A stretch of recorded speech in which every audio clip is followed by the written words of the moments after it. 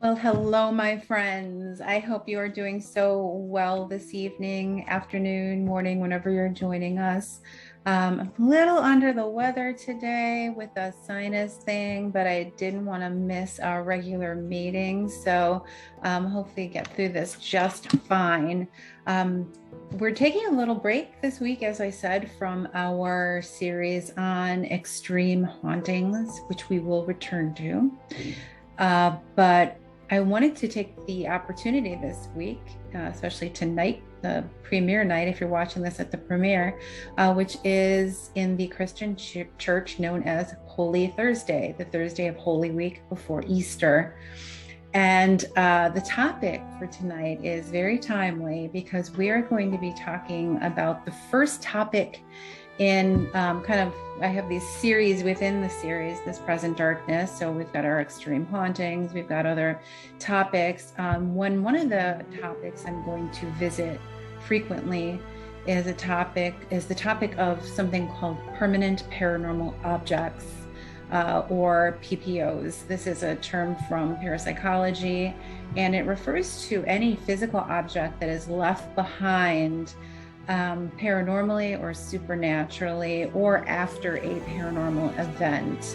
So we're going to be talking about all sorts of really interesting events that have happened in the history of the paranormal and the supernatural, where there have been physical objects left behind. So we'll be talking about things like reports of objects that happen like during seances or in places purported to be haunted. We'll be talking about something called thoughtographs. People who believe that they can imprint images from their mind onto film. We'll be talking about all different sorts of really interesting things in this category. But tonight we are going to be talking about something that is directly connected to tonight, Holy Thursday, this premiere night.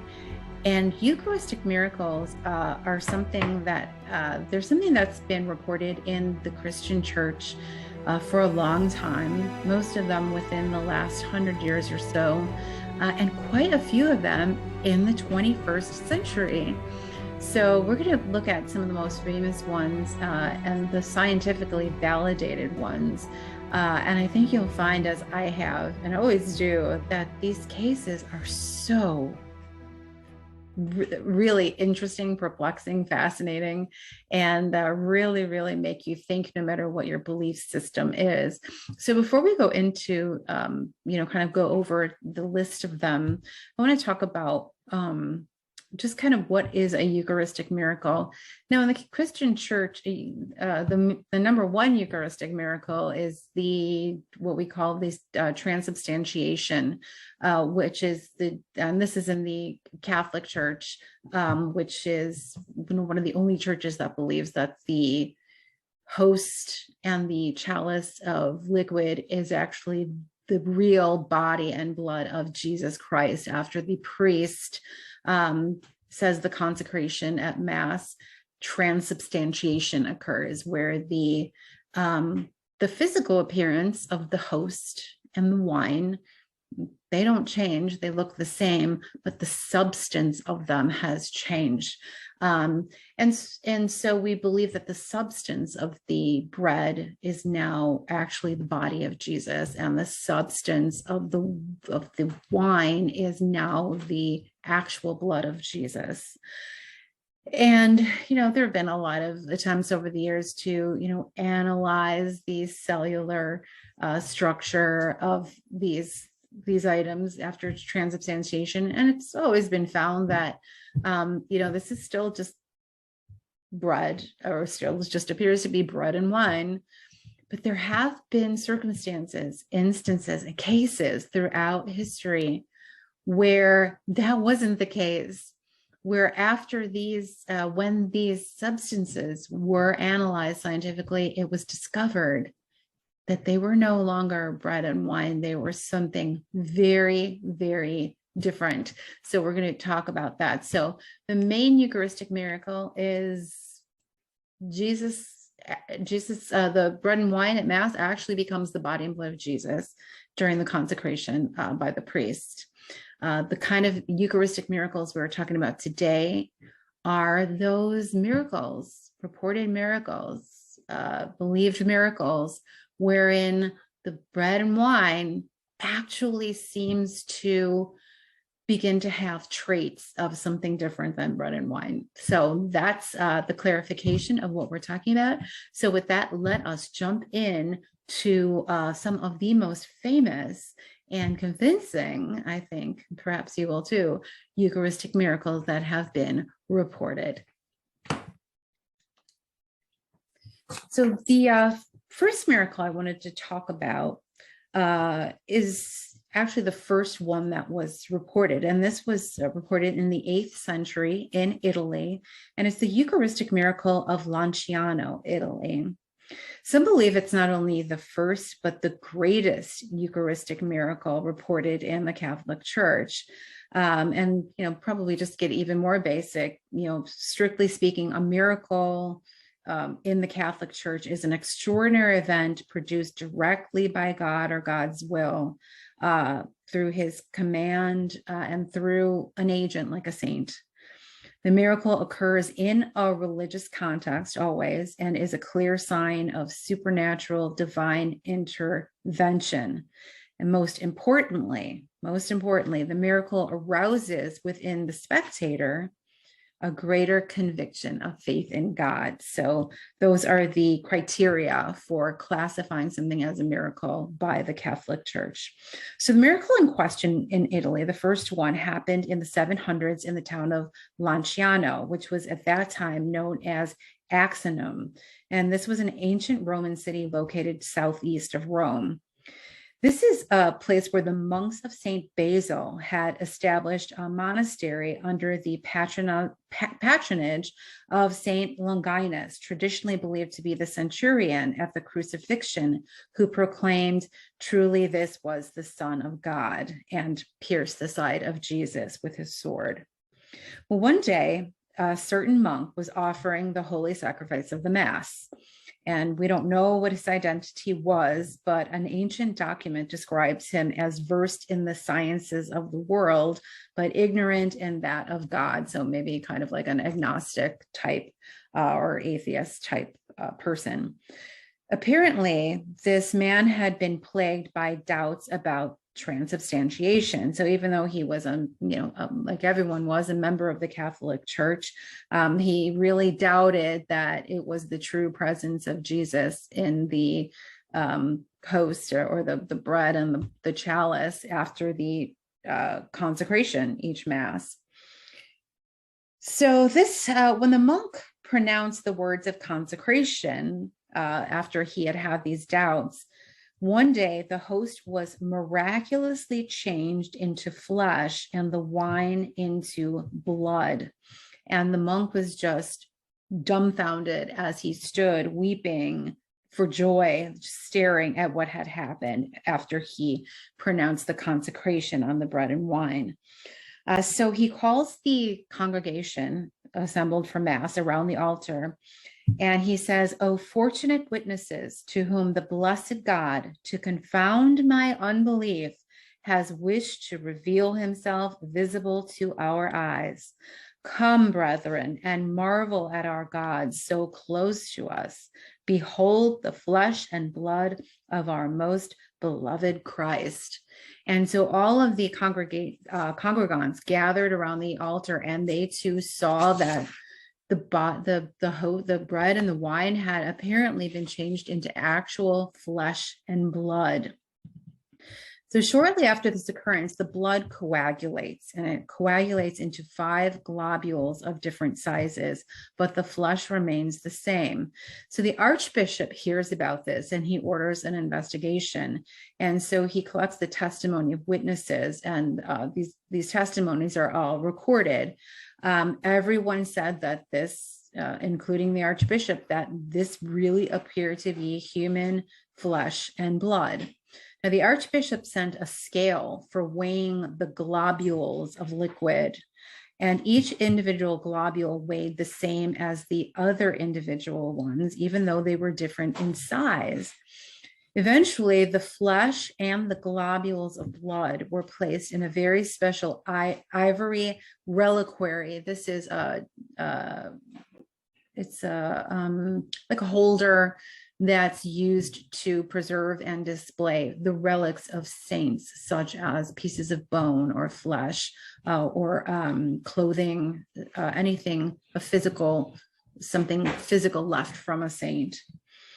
Eventually, church authorities certified the miracle, although the original document was lost sometime in the 16th century, which was that original certification of the miracle.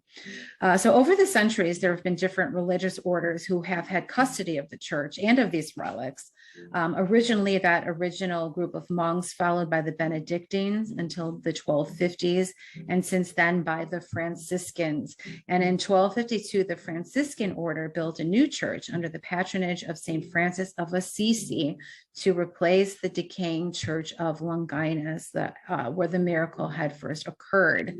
Now, the relics to this day remain at this basilica under the care of the Franciscans. Now, since the first basic investigation, the church has permitted other studies on the relics. In 1574, Monsignor Rodriguez weighed the 5 globules in the presence of witnesses and arrived at the same conclusion, that even though they were different sizes, they all weighed the exact same amount. 8 centuries had passed and no evaporation had occurred, no change had occurred, no change even in the weight of these globules had occurred, and no change in the appearance of them. In 1713, almost 2 centuries later, the original ivory reliquary was replaced by one of silver and crystal. The flesh is displayed in a monstrance, just like the host would be displayed, and the globules of blood are in a crystal chalice, which some believe was the actual chalice used by the original monk who had the miracle happen while he was celebrating Mass. The most thorough study occurred in 1970 to 1971, when Pope Paul VI permitted a series of scientific studies on the precious relics to verify their nature. Dr. Eduardo Linoli, a professor of anatomy and pathological history, chemistry, and microscopy, and head physician of the hospital at Arezzo, conducted the study. He was assisted by Dr. Ruggero Bertelli, a professor emeritus of human anatomy at the University of Siena. The analyses were performed in accord with scientific standards and documented, and Dr. Bertelli independently corroborated Dr. Linoli's findings.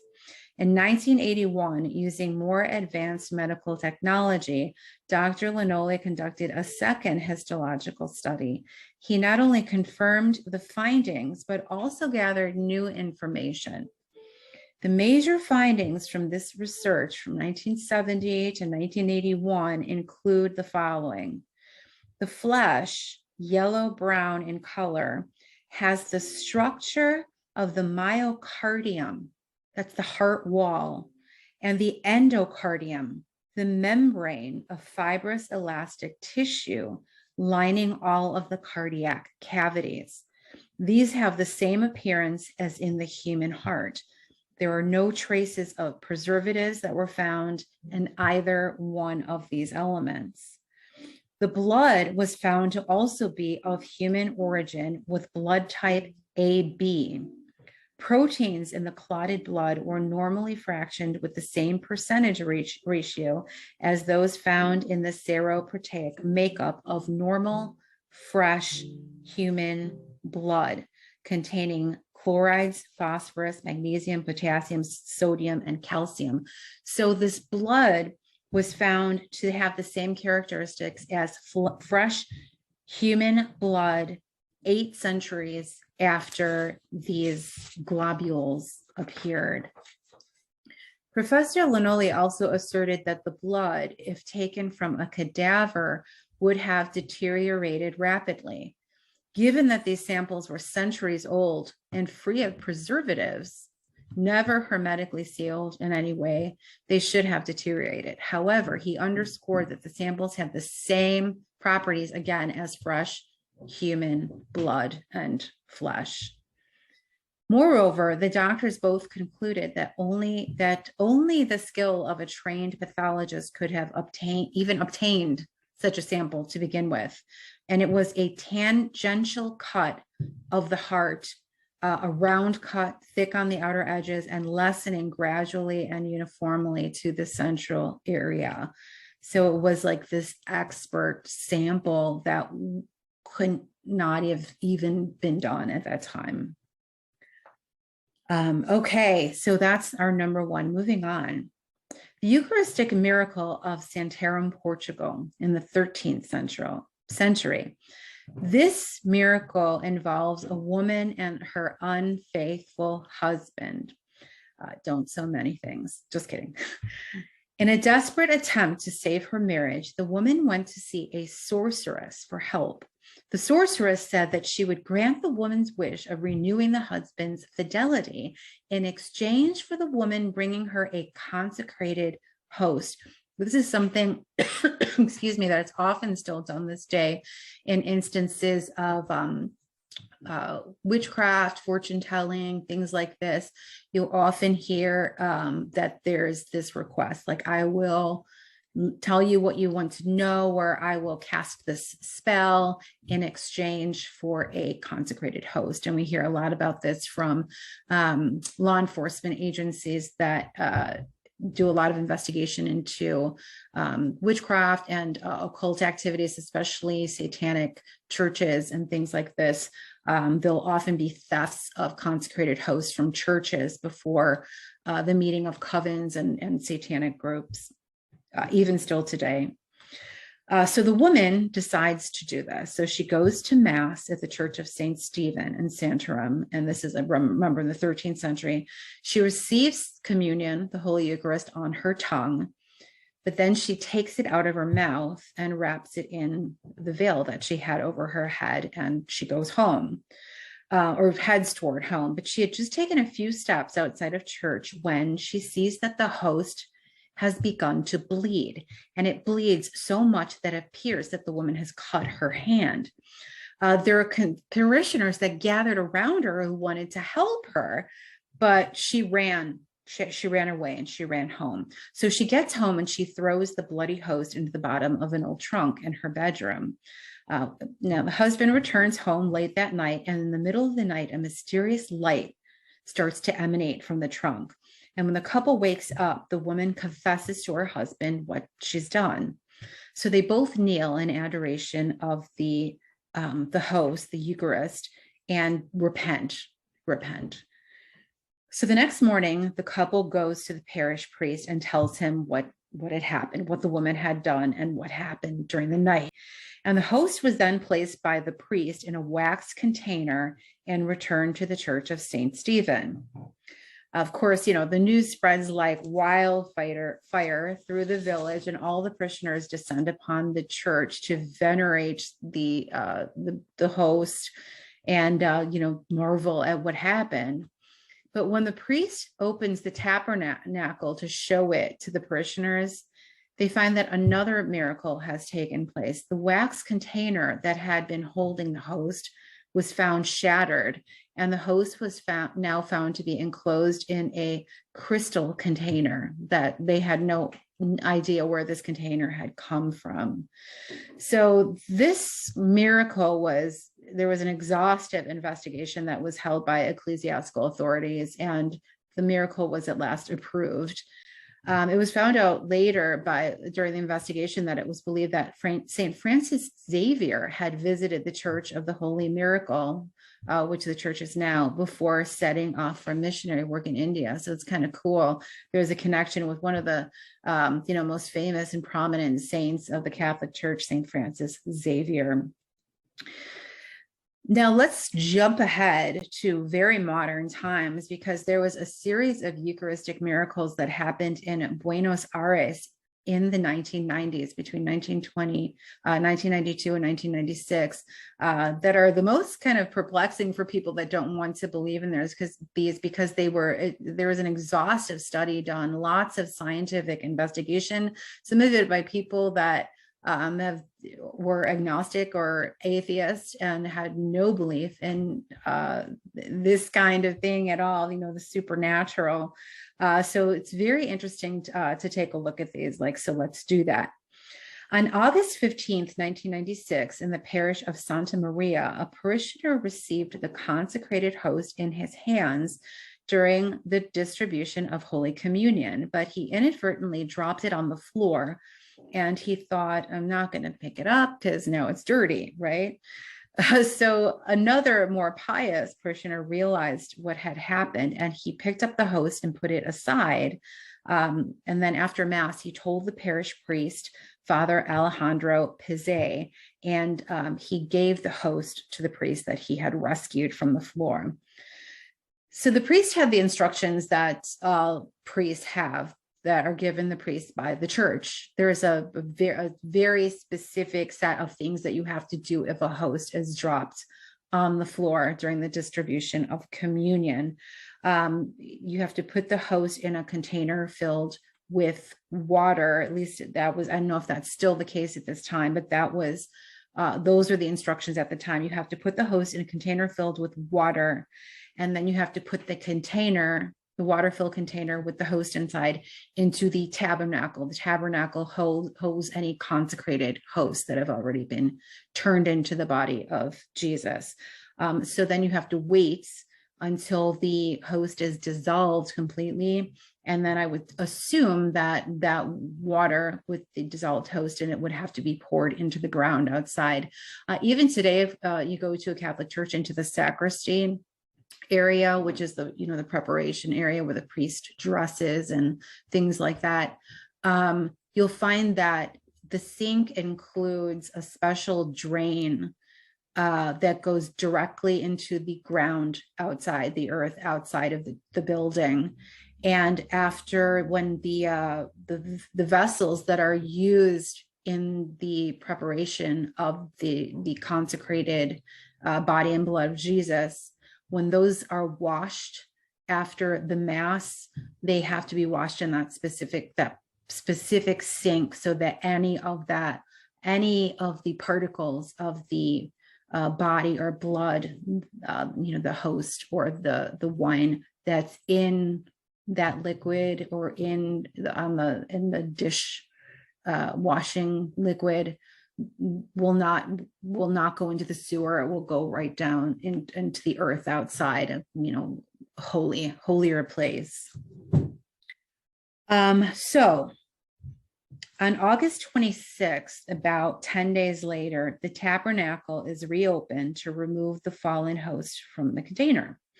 And it's found that the host had not dissolved at all, but had developed some reddish stains. And as the host was observed each day, these reddish stains grew bigger. It was like some stain was spreading across the host. So the parish priests went to the Archbishop of Buenos Aires, Cardinal George Mario Bergoglio, Pope Francis, to tell him what had happened. And it was decided that they would wait before proceeding with investigations. So after the Archbishop learned that there were, a lot of people that were following the investigations, the Archbishop Bergoglio, Pope Francis, decided to ask a scientist to investigate this case. So there was this chemist that was among the people that were asked to analyze the host.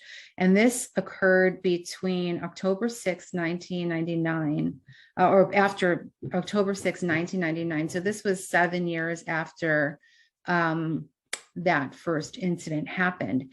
And then it was discovered that there was another host that had started to bleed in May of 1992, a month later, and they had put that too in distilled water.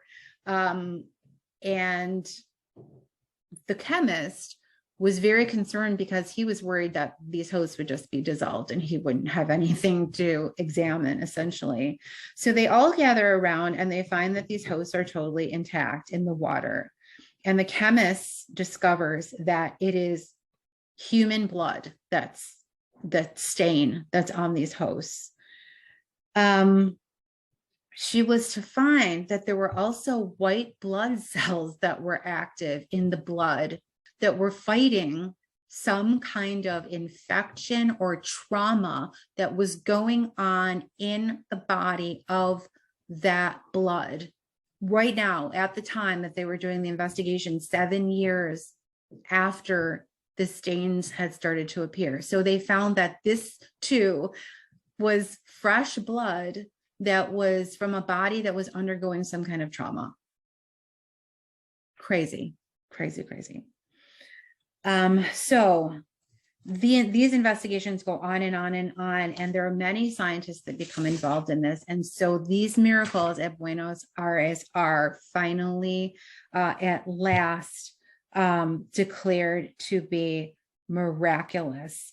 And kind of like, say the nail in the coffin of any doubt comes on March 2nd, 2004, when the Archdiocese calls in the leading expert in cardiac pathology and forensic medicine from Columbia University in New York City, Professor Frederick Zugibe.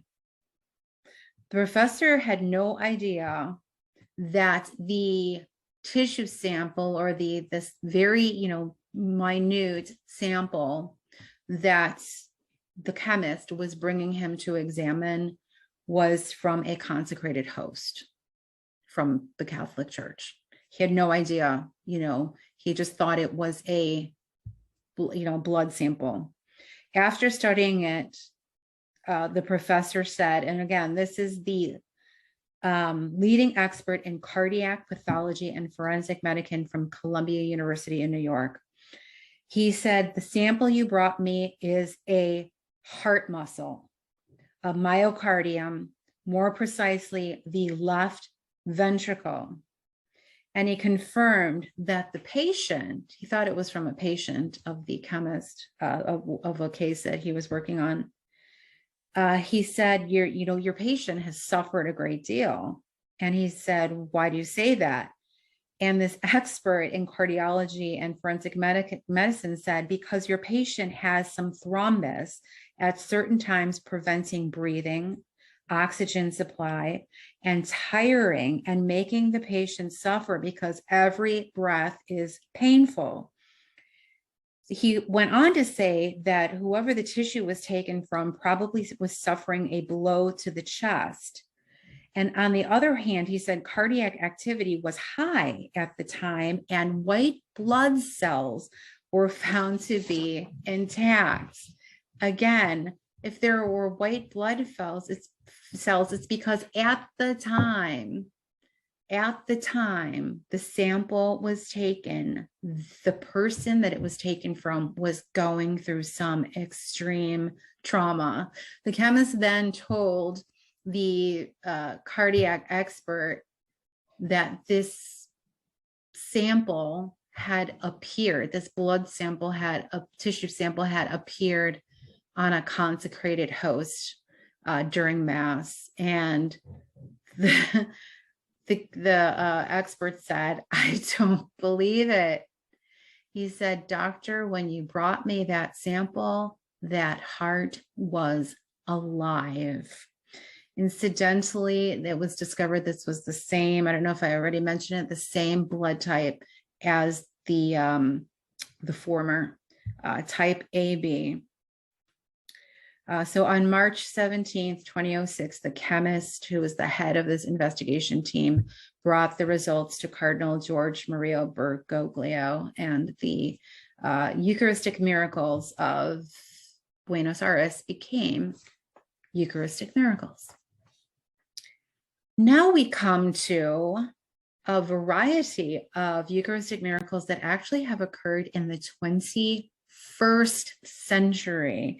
And the first one we're going to look at is a miracle that happened at Legnica in Poland, or Legnica, I think maybe it's called. You'd think I know with a name like mine, right? I don't speak any Polish at all. I've never been to Poland, sadly. My dad was, he was a bit older when I was born in 1968. He was 50, He was 50. And, at that time, people who are from other countries, they didn't want their children to learn their native language. They wanted them to be 100% American. So I used to hear my dad speak fluent Polish to his friends and family members. He refused to teach us a single word of it. And one of these days, I'm going to learn Polish. And I'm going to go there to beautiful country of Poland. And find where my dad came from. But anyway, back to our story. On Christmas Day, 2013, at the Church of St. Hyacinth in Legnica, Poland, a consecrated host fell on the floor during distribution of communion. Just like the other cases, the host was put into a container with water so that it could dissolve, and then the liquid poured into the ground outside. Instead, the host began to form red stains. Now, in February of 2014, the host was examined by various research institutes, including the Department of Forensic Medicine from Szczecin, I think is how you pronounce the city, but if not, I'm sorry. That department did an investigation, and they stated in the histopathological image, the fragments were found containing the fragmented parts of the cross-striated muscle. It is most similar to the heart muscle. Additionally, and similar to the findings of the Eucharistic miracle of Lonziano, Italy, research found that the tissue had alterations that would appear during great distress. The bleeding host in Poland was approved for veneration. This is kind of like for veneration is like, it's kind of like awe and respect. It's kind of hard to say, like when we venerate like statues of saints, like we're not like adoring them or worshiping them. We're like giving them like awe and respect. So this is when the church says that something can be venerated, it's that's what it means, that people will come, and it helps us like to kind of get closer to God and to Jesus, because we just contemplate this, this awe and wonder what happened with awe and wonder what happened, what the object is, or what it's the image of, or what have you. The bishop of Legnica declared in April 2016 that it has the hallmarks of a Eucharistic miracle. Moving on to 2006 and Mexico. In the town of Tixla in Mexico, this was in the Diocese of Chilpancingo, Chilapa. The diocese held a retreat, and during Mass that was said during the retreat, two priests and a religious sister were distributing Holy Communion when the religious sister looked at the celebrant with tears in her eyes. The host that she held in her hand had begun to effuse a reddish substance.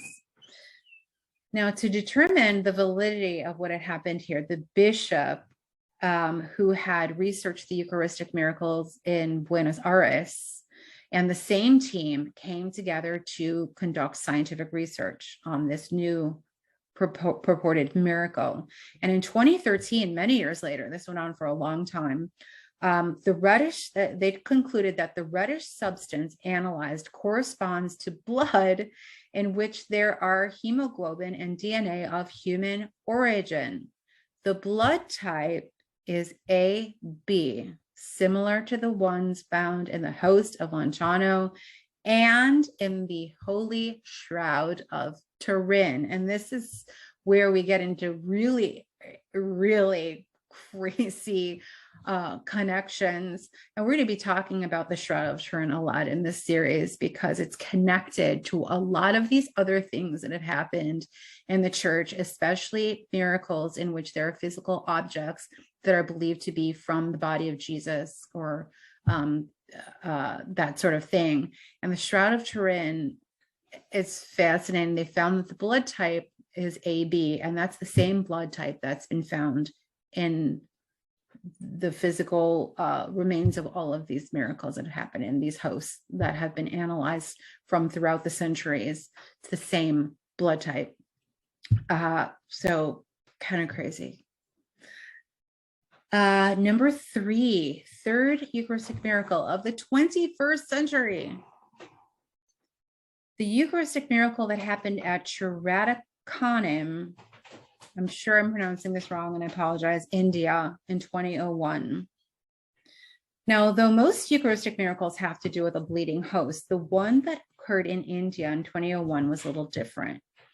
Here's what happens. On an April morning in 2001, Father Johnson Carrour was pastor at St. Mary's Parish in the town, exposed the Blessed Sacrament for adoration. Something that happens in the church regularly is something called Eucharistic Adoration, where the priest will usually put the consecrated host in what's called a monstrance. It looks like a sun, like it looks like the host is this. It's usually made of gold, and the host is in the center behind glass. There's like a little glass door. So the priest puts the consecrated host behind the glass door, and then there's these beautiful, usually like beautiful rays emanating that look like the sun, and it's on a stand. So the priest usually puts it, opens up the tabernacle with the monstrance inside, or the monstrance is placed on the altar, and people are welcome to come and to worship the Blessed Sacrament and adore the Blessed Sacrament. So that's what was going on when this happened at the church in India. So the Blessed Sacrament is probably in a monstrance, so it's behind this little glass door, and the priest begins to notice that there are 3 dots that have appeared on the host, these 3 red dots. And there were many people gathered for the adoration, and they all saw it. So the priest leaves for a week. I think he had a missionary work or something like that to do. And he comes back a week later and finds that the image has developed the image of a human, the host has developed the image of a human face from these 3 dots that had appeared. Now, to assure that it and wasn't just his imagination, he asked for the altar servers if he saw anything on the host, and the altar server said, "I see the figure of a man." And so the priest asked a local photographer to take photos of this this host and what had appeared on it. So something very different from the other ones that we've looked at so far. Okay, moving on. This happened in 2008, again in Poland. Poland is a very Catholic country, very religious country, very devout country.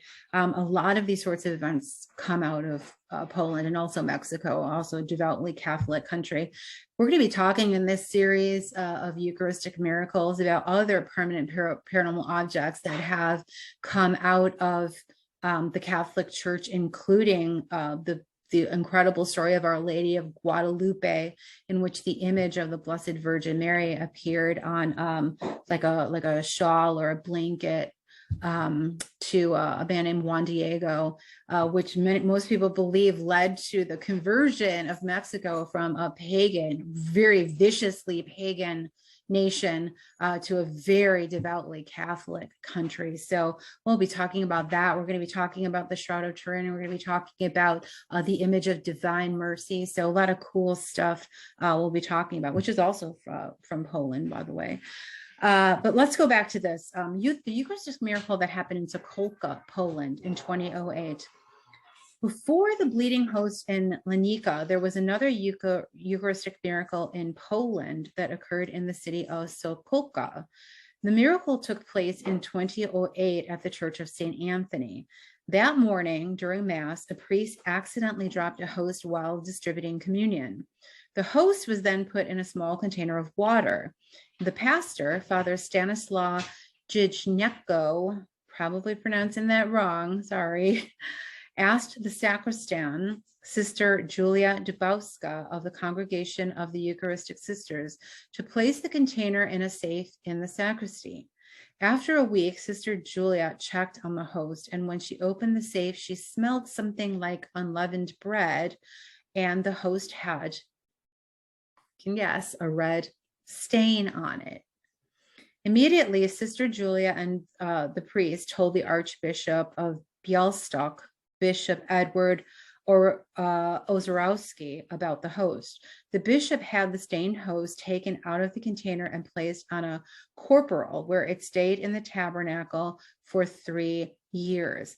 During this time, the stained fragment of the host dried out, appearing more like a blood stain or a blood clot. And several studies were commissioned on the host. The studies found that the altered fragment of the host was identical to the myocardial heart tissue of a person who is on the verge of death. Additionally, the structure of the muscle fibers and that of the bread were interwoven in a way that was impossible to produce. So the fibers of the tissue and the fibers of the bread were one. They were interwoven as if they were one in the same substance. Amazing. Okay, now there are many other Eucharistic miracles that have occurred. These are some of the ones that have been approved by the church. I'm going to put in the description a bunch of resources for you guys, including an article by Father Robert Spitzer, who is an amazing theologian and Catholic apologist. He is at the Major Center in California, which is a wonderful center of the Catholic faith that disseminates information and teaching about the faith. And Father Spitzer is the director of it, and he is so smart. He is a great philosopher and is just like amazing. He's on EWTN every week on a show called Father Spitzer's Universe. If you've never watched it and you love like philosophy and theology, definitely check it out. He also talks a lot about the activity of the devil. So if you're interested in demonology, it's great for that too. But I'm going to put a link to his paper about contemporary scientifically validated miracles associated with Mary, saints, and the Holy Eucharist. So I'm going to put that in the description. I am also going to put in here a link to an amazing website that gathers together. It's like a repository for all the information about all of the Eucharistic miracles that have occurred. And what makes it this website even more amazing is that it was begun by a young man named Carlo Acutis, who was an English-born Italian Catholic boy and an amateur computer programmer. And he actually is on his way to becoming a saint because of what happened with him. Let me just tell you a little bit about Carlo, Blessed Carlo, as we call him, because of his path to sainthood. Carlo was born to a wealthy Italian family, and he was baptized in Chelsea in England. They were living in England at the time. His parents were not especially religious. They had worked in London and Germany and finally settled in Milan in September of 1991. In 1995, when Carlo was 4 years old, his maternal grandfather died. And it was said that he appeared to Carlo in a dream asking to be prayed for. We've talked about this, right? We'll talk about this more when we talk about purgatory, and also another installment of Permanent Paranormal Objects, talking about the hands of death and handprints left behind by the dead. Fascinating topic. When the child began to have a precocious interest in religion after this visitation, his questions were answered not by his parents, but by the family's Polish babysitter, right? I told you the Polish people are very Catholic. 3 years later, he requested to be allowed to receive his first communion at the age of 7, and the family arranged this. After this, he made an effort before and after Mass to reflect on the Holy Eucharist in the tabernacle. So Carlo started to go to more frequent communion. He started to go to Mass several times a week and to really follow the saints, especially St. Francis of Assisi. So he began to go to high school in Milan, and he was known for being very kind. He would defend people who were being made fun of by the other kids, especially disabled children that were in the school. And he would also, when he knew that someone in the school had parents that were planning on divorcing, he would actually invite the whole family over to his house to talk to them and try to encourage them to stay married and for the family to stay together.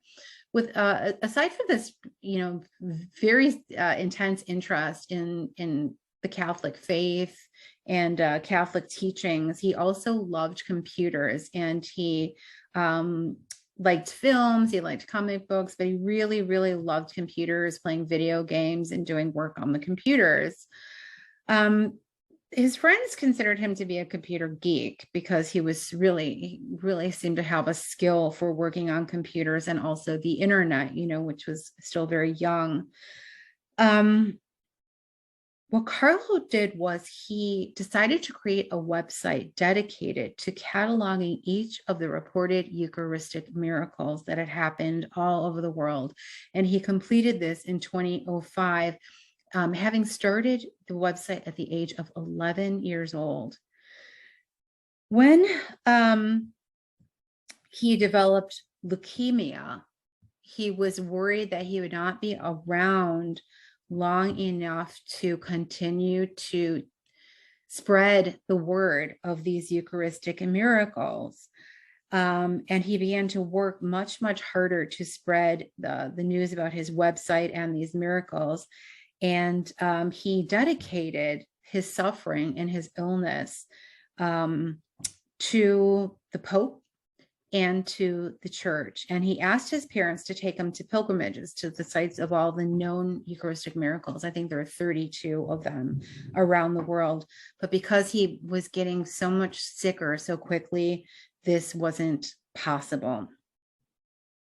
So just before his death, the doctors asked him if he was in great pain, for which he responded that there are people who suffer much more than me. And Carlo died on October 10th, 2006 at 6:45 a.m. And he was buried in Assisi, according to his wishes, because he was so devoted to St. Francis of Assisi. Almost immediately, people began to say that Carlo was interceding with God for them and bringing them help. When we pray for saints to intercede for us, we're asking them to ask God to help us. And people were saying that they were being cured, that they were being helped in their personal lives with finances, financial problems, job problems, problems with their families, relationships. His own mother, Carlo's own mother, attributed to Carlo's intercession that at the age of 44, she gave birth to twins that were born exactly 4 years to the day after Carlo's death. So she had asked her son to ask God to give her more children. And exactly 4 years to the day after his death, she gave birth to twins. Interesting. The mother also has told the press that her son has appeared to her in dreams and told her soon after his death that he was going to be beatified and then canonized as a saint in the church. So the beatification has already happened very quickly. So probably canonization is not too far in the future. This happened much more quickly than normally. Usually this takes like generations or even hundreds of years for a saint to be canonized or made a saint. So a photo exhibition of Eucharistic miracles has been put together by several bishops using the information on Carlo's website. And this has become a traveling exhibition that has been taken around the world, and it has traveled to dozens of different countries across 5 continents. Really amazing. So the work of Carlo continues to go on in this traveling exhibit, and it was even here in Chicago in 2021 at St. John Birchman's in Logan Square and St. Hedwig in Bucktown. So pretty cool. So yeah, so I'm going to put a link in the description to the website that was started by Carlo, Blessed Carlo, and also a link to information about the traveling exhibit, because hopefully it'll come back to the US in the future as well. So check out the description for the Carlo's website and that stuff, and also the link to Father Spitzer's article and some other cool, good stuff about this fascinating topic of Eucharistic miracles on this very holy Thursday. I hope that you'll contemplate these miracles, and really, I hope you'll find they turn into wonder and awe at the great awesomeness of God and our blessed Lord.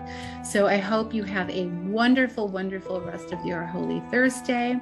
Have a wonderful Holy Good Friday tomorrow and the rest of the Holy Week, and then have a wonderful, joyous, happy, blessed Easter. And I will see you guys next Thursday for our next episode of This Present Darkness. And until then, have a wonderful night. Thanks for stopping by. Be sure that you like this video, subscribe to the channel, and ring the notification bell so you get notified when we put a new video up. Thanks a lot.